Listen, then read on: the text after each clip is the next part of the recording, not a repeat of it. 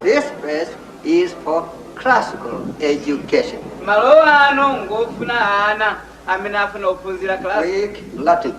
Greek, Latin. Particularly Latin. I want that to be clearly understood by everybody. If you do not like Latin, don't come.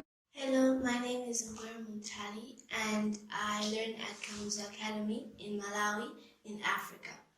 And the myth that fascinates me is the tale of Medusa, a hideous being despised by all, often seen as the antagonist in the story. But for once, have you ever tried looking at the villain's point of view? I present to you the story of Medusa. Medusa was born to Phorcys and Keto, ancient sea deities.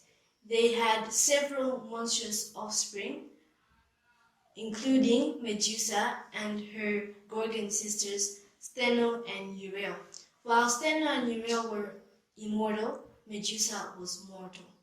Medusa was seen as a gorgeous young woman with her hair the finest of her features. And she, from a young age, she dreamed of serving the gods, especially Athena, goddess of wisdom and war.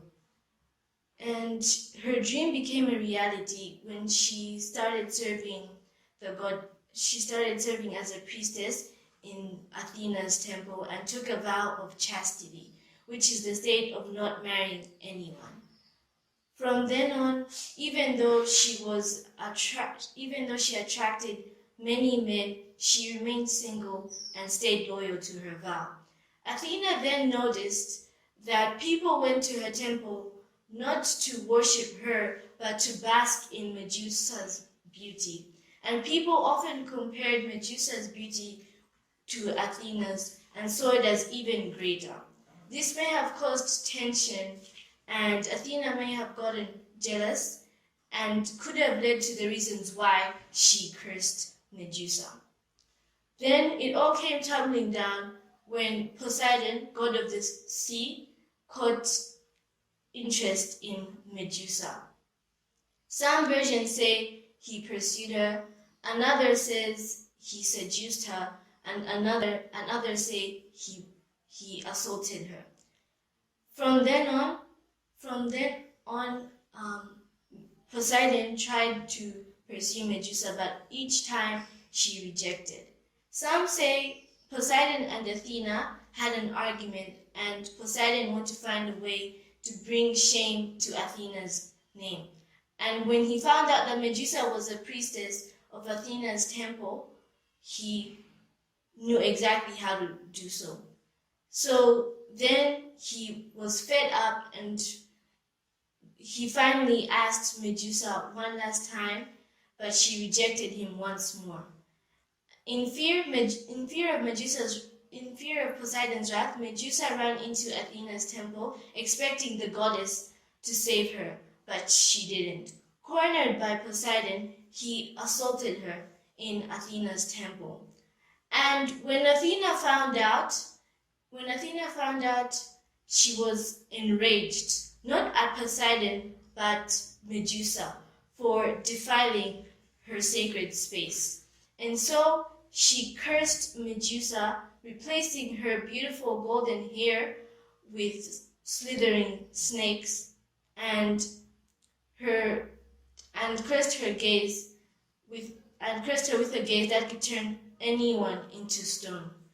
Medusa then ran away and isolated herself in a cave on a remote island so that she doesn't cause any harm amongst the humans. Then some people say that Athena cursed Medusa because she wanted to protect her from any man looking at her ever again. But I personally don't believe so, because that's no way to protect someone from men looking at her. because in the end, Medusa's life was ruined, and her dream of being a priestess and just serving Athena turned into a life of survival. Because day after day, warriors came to slay her head and claim it as a reward, but all failed.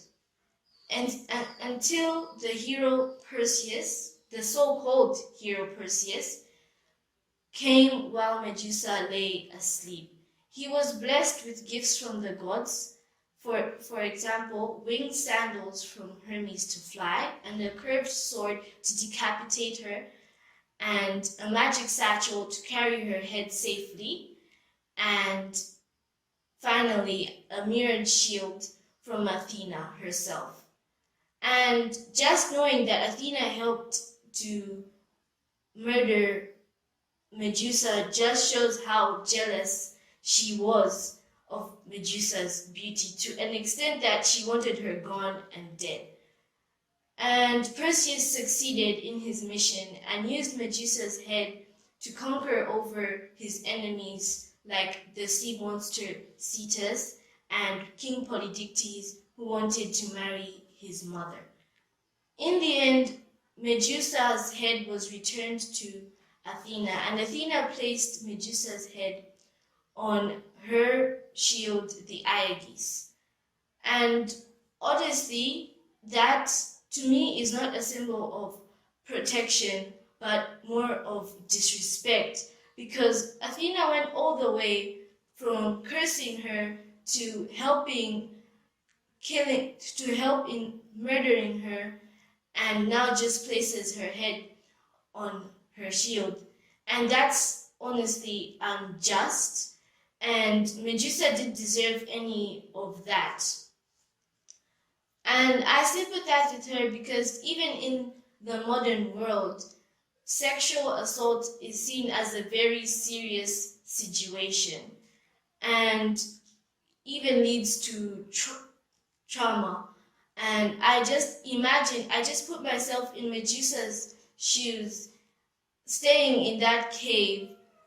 The fact that all she ever wanted was to serve the gods, but in the end was killed just because she was cursed for something that wasn't even her fault. And that's the story of Medusa, whose fate wasn't her fault. And another point is, nowadays in society, especially in the topic of sexual assault, we often blame women for what they wear or what they were doing, when it was actually just